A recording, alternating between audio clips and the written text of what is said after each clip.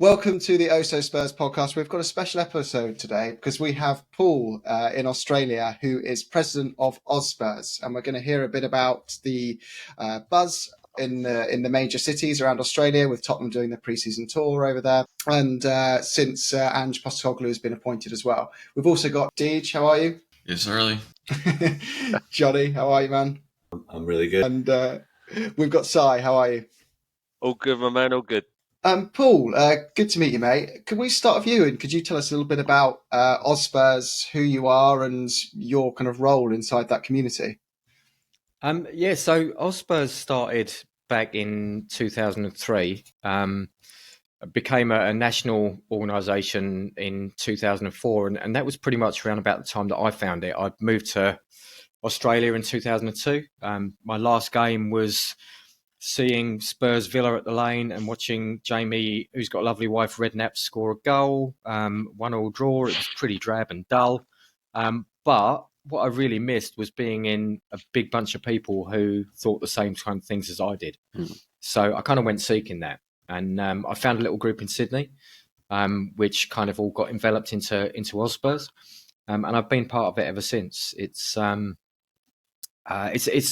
nationwide thing. We have chapters in various cities around the country, and these are people who are very committed and turn up at 3 a.m. on a Monday to watch Spurs get spanked in the Europa Tin Pot Cup or whatever they're calling it now.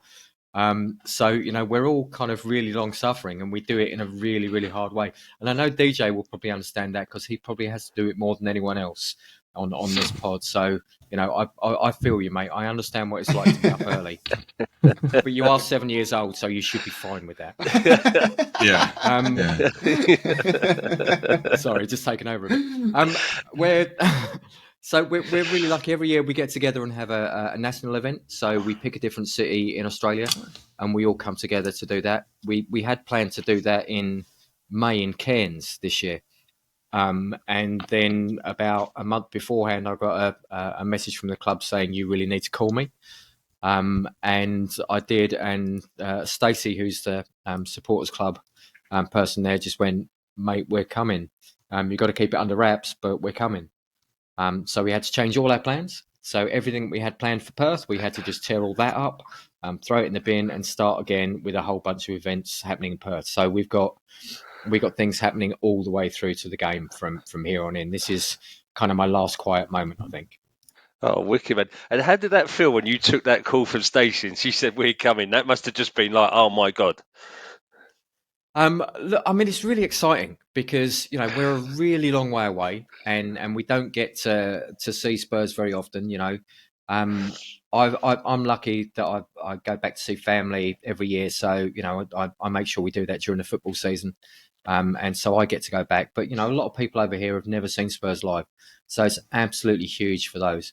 And it's really exciting, but it's pretty daunting as well because there's a hell of a lot of things to organise.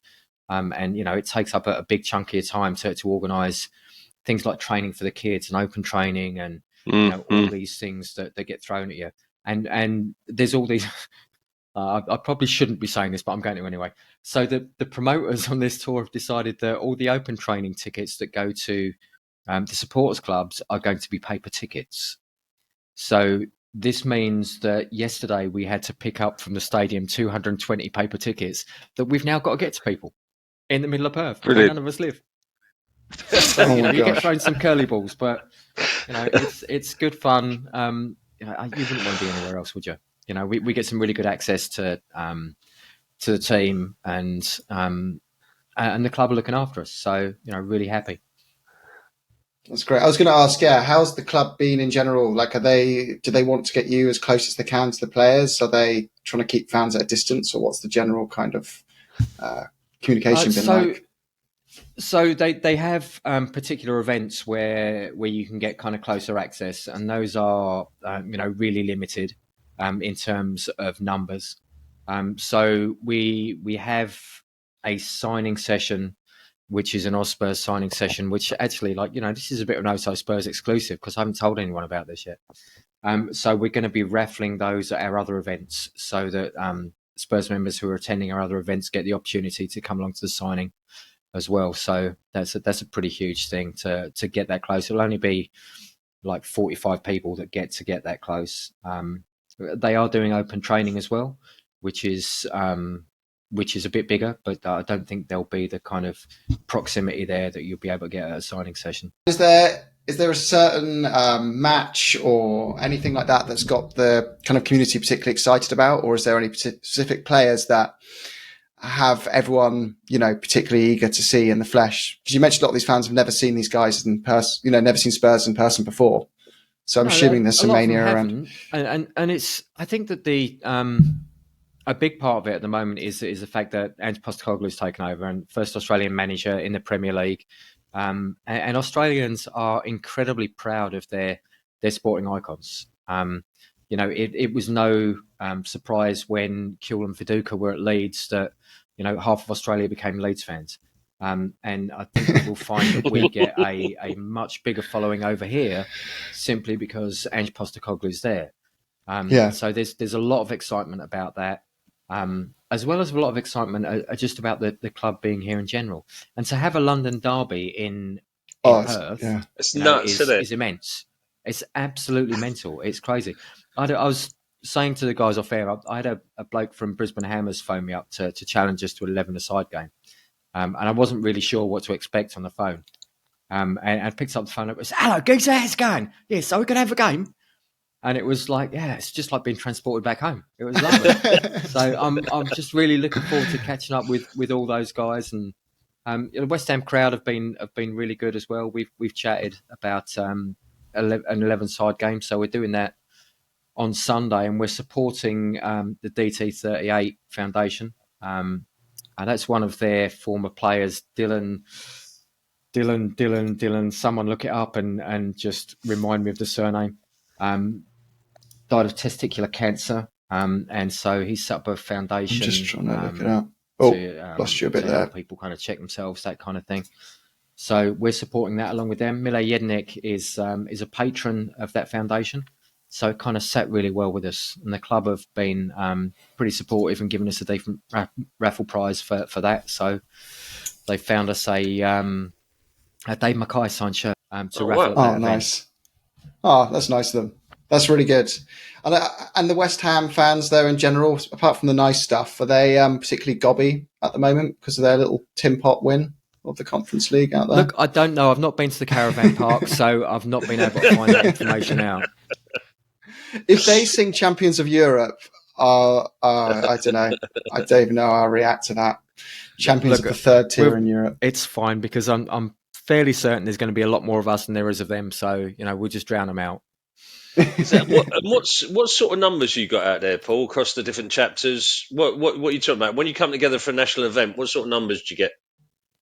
So there's a couple of different tiers. So we have people who pay into the club every year, and those people get like a membership pack and all the benefits. If they go back to London, they get ticketing, priority ticketing, that kind of thing. We've got about 700 of those members. Right. Across the country, but in the kind of wider group with the ones that just come on and talk on Facebook, that kind of thing, which is around about 8,000. Wow. We generally expect to get a couple of hundred together when we're having one of our national events, but that's usually just around a televised game. This one, there's going to be thousands there. The area that we had at the back of the goal. Sold out in 2 days. So, I know we're going to have big numbers there. And is there a particular kind of buzz over there of Australian Spurs sporting fans for Postecoglou to kind of prove people wrong about the perception that Aussie managers surely can't cut it in the Premier League? And you see these kind of things like the second biggest bet for next season is Tottenham to get relegated because people from other clubs who don't understand Ange are like, oh, it's just some chubby Australian guy who knows nothing about football. They're going to be awful next season. Is there like this big kind of desire to show everyone up on that false perception? I think that the English football fans are snobs, and I count myself amongst that as well. I've tried to go to a lot of A-League games. I live on the Central Coast. The Central Coast Mariners won the A-League this year, and I've tried to go to a lot of games in previous seasons. and sat there and gone, this is rubbish. I'd rather be watching Leyton Orient. But this year I've turned up and gone, actually, they're playing football. I'm really enjoying it. Yeah. Australians are really, really proud of their sporting heritage, and they will want Ange Postecoglou to prove all of those snobby Englishmen wrong. There's nothing they like more than putting the English down. So, they will be out for it. And they'll love it if he comes away with a bit of silverware. They will just think that's the best thing in the world. Yeah. So in answer to your question, they want him to succeed desperately. Yeah. I mean, as a pod, it's a shame Johnny's dropped off, because we were talking about Ange ages ago, right? Right at the start of the search for the manager. I think Ange was number 2 at that time, right? We said second in the list of about 7 or 8 that we were talking about, and Johnny's been talking up Ange for a long, long time. And I think the more I see of him, the more I hear of him, the more you hear interviews about him. There's nothing not to like about this fella, and the fact that, yes, it's this thing about stepping up. He just sees it as a different challenge. It's just a different challenge. It's not a step up. He's saying it's not a step up for him. It's just a different one. And I just love the way he's talking. It's a breath of fresh air after the last 3 years. But his football principles are what's carried him through. So I was lucky enough to get tickets to a lot of the Asian Champions League games when they were over here. And I watched Australia playing a lot of those. And that Australian team had no right to win that championship. They were technically inferior. Right. They didn't have the depth that Korea and Japan had, and they shouldn't have come away with it. But they absolutely did, and they did it playing good football. I don't know if you guys remember Massimo Luongo, who was he was on Spurs books, ended up going to Swindon. He looked like an absolute world beater in this midfield for Australia. So whatever Postecoglou does, he gets the absolute best out of people. And if he can do that at Tottenham with decent players, there's kind of no real ceiling as to what he can do. Yeah, we're super excited. For some context, as Si said, back in March, he was our number 2 choice. And we think this is partly because he's got this aura that he goes into a club and he changes the culture. Like, he won't go in there and be like, yeah, 4th place sounds great. He'll go in there and go, no, in 3 years, I'm going to win the league. And I've got the resources. I'm going to work within what I've got. He's not going to go fronting up to the board over things. I kind of feel he's the right guy just to create a winning mentality throughout the club. Did you, Paul, did you and the fans out there, did you already know of Ange before the links to Tottenham? Was he well known out there, obviously, because of his links to the national team, but for English fans as well? Did you know about him? So we knew about him through the A-League. So he managed Brisbane Roar over here. And the Brisbane Roar team that he managed, the first 6 months, they were terrible. But then they just went on to absolutely smash the A-League. So much so they used to call them Barcelona. They were playing really good football, and they were just taking everyone apart. And it was good stuff to watch. He then went to Melbourne Victory, and to give you some context of how important the club saw him, the salary cap over here for an Australian football club is something like $2.5 million per year, right? And that's for all the players. That's not per player. Okay. Wow. Right? They paid Ange Postecoglou $600,000. So that shows you how much esteem the guy's held in. And, he's not coming into the Premier League to make up the numbers. There's an Australian phrase that I love called, I didn't come to fuck spiders. Pardon my language. But he will absolutely be living like that. He will not be there to make up the numbers. He will be there because he wants to achieve something. Yeah. And he seems like he in a good way, he doesn't take any prisoners, right? It's like you're on board or fuck off. It's just, you can be on the journey or not on the journey. Either way is okay. But, if you don't want to be on a journey, then we'll help you get on your own journey somewhere else, because you're only going to hold us back, not derail us. And you've only got to look at the way that he handled the press the other day to see that's exactly how he behaves. It's like, look, if you don't want to be on board with me, that's fine. I'll see you later. Yeah. Yeah, I'm really intrigued to see how, there's a few players in particular react to that behaviour. Because even with Kane, we were saying on a recent pod, like, all the other managers go up to Kane and they kind of bend over and do whatever he wants to them to kind of please Kane. It's always like, oh, what do you need? What do I need to say to keep you at Tottenham? I want to make you that Messi bracket of player. Whereas Ange seems to have gone, it's not my job to do all that. Like, if you want to be here, I'm taking Tottenham somewhere. If you want to be here, you'll be here. Sure, you're great, and I'd love it if you want to stay, but it's not my job to convince you. And he just kind of turns around and walks out the room.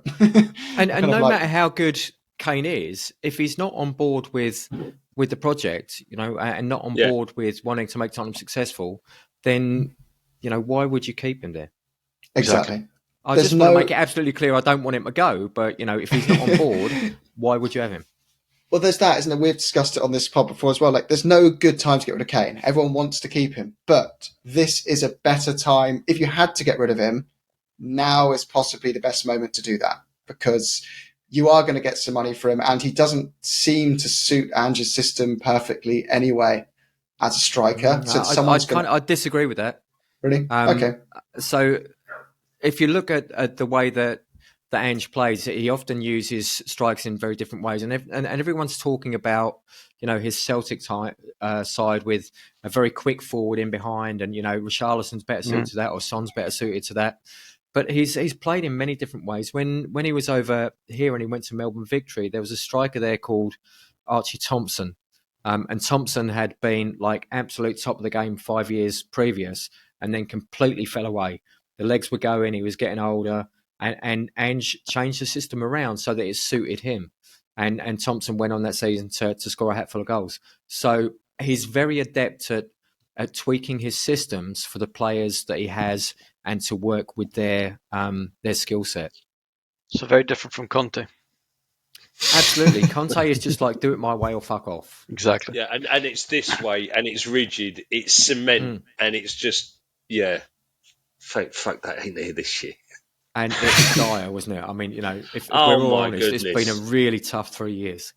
Yeah. Oh my goodness, hasn't it? It's been a tough 5 years, I think, for me. It's been, Nuno, Jose, and Conte all put under the same bracket of negative football. To be fair, even the end of Poch was difficult to watch, right? Yeah. I mean, the last year of Poch was tough. It was tough. I mean, and there's loads of reasons for that.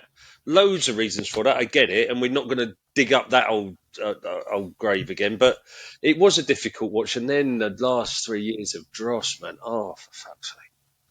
Yeah. But I would rather watch us playing a decent brand of football than anything else. I mean, everyone goes, we need to win a cup. But there's 3 teams that win a cup. Like, get over it. It's probably 2 of them are going to Man City. So that leaves 1 left.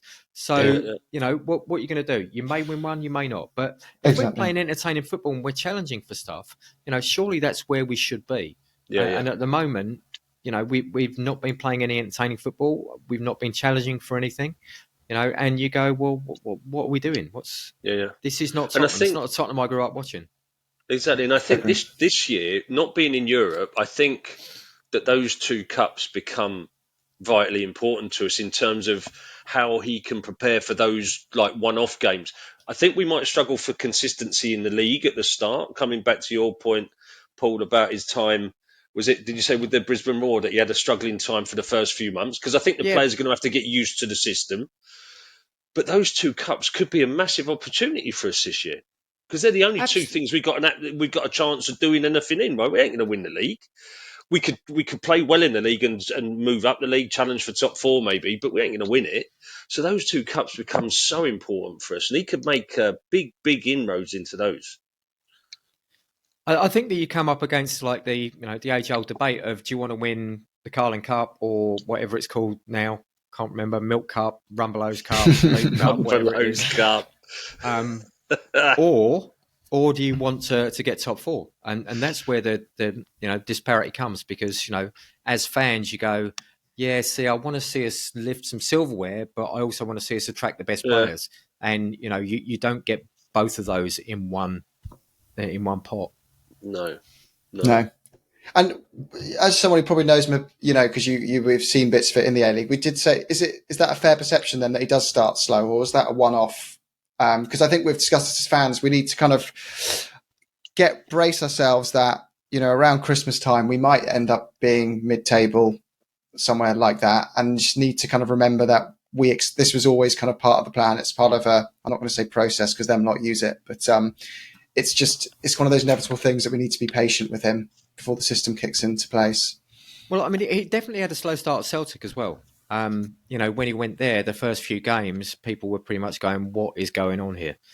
And then it started to click, and once it did click, they were absolutely flying. So I think it's to be expected that if you're going from a very rigid system that's been drilled into you for 2 years into a kind of more free flowing, high pressing, high energy system, that it's not going to happen overnight. And no matter how many training sessions you do on it, until you actually get out and play a game against real people, you're not going to see how it's all working and where the tweaks need to be. So I think we should expect to have a slow start. And the key really is us. We've got to be patient. And unfortunately, there's a lot of us that aren't. He's even alluded to that in the interviews as well, hasn't he, Ange? He said, we will have some ups and downs, but I stick with the principles. I know what I want to do. I know the football I want to play, and I know that it'll be successful. So I think that you're absolutely right there, Paul. It's about our patience and how long we can hold our nerve, and how long we can with because the Enoch Out Brigade, the Black Balloon Brigade, are going to be looking for the chinks in the armour from day one. But they're always looking for something, aren't they? It doesn't really matter what the club does or what, if we win a cup, they're all going to go, oh, well, we should be challenging for the Champions League. It's a disgrace, Enoch Out. If we get into the top four, they're going to go, oh, we should win some silverware, Enoch Out. So you can't win. They've got to flee up their backside about Enoch. They've got to flee up their backside about Levy. And nothing's going to change that. People go and search for evidence to back up their own ideas. And that's what happens. 100%. Exactly. Yeah. I think we're never going to fully align on that. And even when there's new owners in place, which is inevitable, we're still all going to disagree over whether it was right to sell and all that kind of stuff. It's just a never ending argument about that. But is Daniel himself out in Australia as well? He is. Do we know? Yeah. And Donna, I believe. Well, they're not here yet, but they arrive tomorrow. Okay. Yeah. Okay. Your mission's to get a selfie with him. You'll have to get Do you know how many pints you buy me if I do it? That's the mate. Whatever yeah, you I need. think that's all right. You're on. That's the deal. You heard it first on OzSpurs. There'll be truckload of beer vouchers on their way if you get the selfie. Look, every time you come to the stadium, we will all buy you. We'll guarantee you that your beers are covered on us if you can get a selfie with Daniel Levy. I'll be there. Bournemouth in December, no problem. I mean, me, Johnny, and Jim get there regularly, so yeah. I've got all my cheese room mates to catch up with as well, so it'll be like a little podcaster palooza. It is. Oh, great! Your mates then. I was on their show. We know HG well, and Gibbo as well, and a couple of others, Craig. So I was one of the early ones. I did a lot of setting it up with Jolly. Oh, cool, interesting. Yeah. Yeah. I remember hear the voice now. Yeah. Right. Okay. They're coming on our pod on Monday next week, actually. All right, cool. So, yeah. So we'll be on there, HG and Johnny, I think. So it should be good. But thanks for your time, Paul. Guys, anyone else have any questions for Paul? What we got him? Paul, have you met Johnny? I'm very... Yeah, I'm really sorry about that. I'm thinking about poor bloody DJ 4:00 in the morning. It's really nice for you to join us, Johnny. We've been talking about you for about an hour and a half now. Yeah. Johnny, we started half hour ago, mate. Well, I was reading the text. It looked like everybody else is having problems, probably apart from DJ. But yeah, anyway. Just me. Was it okay? I mean, okay. So you probably already discussed what I was interested in. So maybe you should just listen to the pod. But I guess when I was thinking about your unique point of view, being living in Australia and everything else, and clearly like. The reaction to Ange's appointment, a lot of people were very derogatory about his links initially before he actually was appointed with his so-called lack of pedigree and experience further up in the top leagues and everything else. But I suppose I was wondering what you think it would do for the game in Australia, given like the domination. I know it depends on which part of Australia you live in. whether it's like Aussie rules is kind of Victoria and all of that kind of thing, but you got rugby union, rugby league in certain parts, obviously cricket and things like that. So, like, do you think it's going to have a long-term effect if Ange is successful in Australia on the game over there, and also the credibility of Australia in the world's eyes, I guess, as a footballing kind of country, which is pretty looked down on, I would still say. It absolutely is, and there's a lot of questions in there to get through, Johnny. So I have kind of covered a little bit about how people feel about Ange over here, but in terms of the game over here, football, and they use the S word for it, which I really don't like. That it's the biggest participation sport amongst juniors. So the kids are all playing football. So if there's success with an Australian manager or with Australian players on that kind of world scene, that's only going to inspire more kids to take the game up. The biggest problem over here, and this is like I'm getting a soapbox out for this, is the pathways for the kids are absolutely terrible. So if you think about like over there, I don't know where you guys live, but even if you're up in like bleakest, darkest Grimsby and you're a decent football player, Grimsby Town will find you. They'll take you into the academy. They'll train you. If you get to the first team squad and you're a decent player, they'll sell you on, and that money will go to fund the academy. Mm-hmm. Over here, there's no such thing. So pretty much the academies that are tied to the A-League clubs are paid for by parents. So as a parent, you're asked to pay nearly $3,000 to put your kid through an academy. And there's a lot of people that's out of reach for, particularly with the increase in cost of living and that kind of thing. It's just not feasible. So there's a whole heap of kids that are falling through the cracks that would make decent football players. And it gets even worse when you look at the Indigenous population. I actually looked at this for a research piece the other day. And since the Socceroos started, there have been 3 Indigenous players that I can find that play for the Socceroos, and that's over 100 years. Wow! So you can see how poor the development pathways are, and that's a real bugbear of mine, because I would like to see those things improve over here, and maybe by having a successful manager in the Premier League, we can start to see that kind of thing happening. That's crazy, because in Europe it's seen as it's the working classes game. There's no barrier to entry for anyone, or there's not supposed to be. And out there, it sounds like it's kind of quite an elitist sport in some respects. Then it's kind of, what you'd say maybe rugby is in the UK. You have to have some parents with some money behind you who can pay to put you into a club, take you there in the spare time, and get you coaches and all that stuff at their own back pocket. So that's pretty similar here too. It's a funding issue. It's a funding issue. It's about getting the money into to the game so that the game can support itself. But there's other countries that have done it with. So Hungary has had recently a whole heap of tax breaks for clubs running academies, which is why the Hungarian team is now starting to thrive.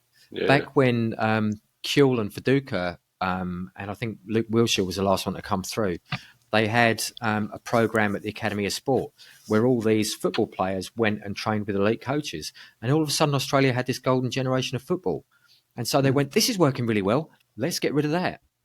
Because what they've done there then is just close the pool of players, right? They've just shrunk the pool of the players. You need to open it up. Jeez. Absolutely. I mean, you've got to have a decent pool of players so you can find the ones that can actually cut through. Exactly. Yeah. Australia punches above its weight in so many sports. If you look at the Olympic medal table, and it's across the disciplines, and clearly, like the Ashes is going on at the moment. It's like been right up there top of cricket for a long time. Obviously strong in rugby and stuff. Like it's a bit weird in the game that's the global sport that isn't actually giving the support to whatever the legislators or whoever's in charge of the funding isn't giving it that support, because it would be a huge platform for Australia surely to improve its. The other sports I think it's still really an emerging sport over here. There has been for many years a very kind of like macho image of Australians, and football is seen as a not very macho sport because people fall down and roll over and all that kind of thing. So it's only kind of more recently that the public perception of it is changing. And I think that as that changes and more participants come, more people go to A-League games, then you'll find that the bodies will support it. But it's a little bit chicken and egg, because the best way to get people supporting a local team is to have local kids playing for it. So if those kids come through the academy and play for Central Coast or for Perth or for Brisbane, then more people are going to go. So it's really, chicken and egg, and they've got to work out how to make it work so that the game can thrive over here. Interesting. And I guess Australia has its passions in other areas and other sports, Aussie rules and cricket, that will sap the funding. And if you dare try to pull it away from the heritage of those sports, it's going to get massive backlash from, I imagine, people in certain parts of the country as well. Yeah, so, Aussie rules is only really played in part of the country, though.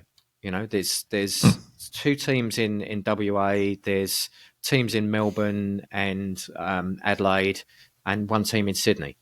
I don't even know. Brisbane may have a team, can't remember. But it's not a huge pool. It's not everywhere. And that's kind of what happens with Australian sport is certain regions are more keen on a certain sport. I guess a bit like back home where you only have rugby league teams up north. So I guess it's kind of similar to that, but it's just on the scale of this country is just mental. You can't get your head around it unless you drive it. Yeah. Well, I have one question, real quick. Coming from another international supporter where games come at inopportune times, I remember the wins really well, but I also remember, especially in the past season, I have very burning memories of some of just the most boring games I've ever watched. For example, the Wolves game at the start of the season is probably the game I remember most, because I had to get up at like 4 a.m. for that.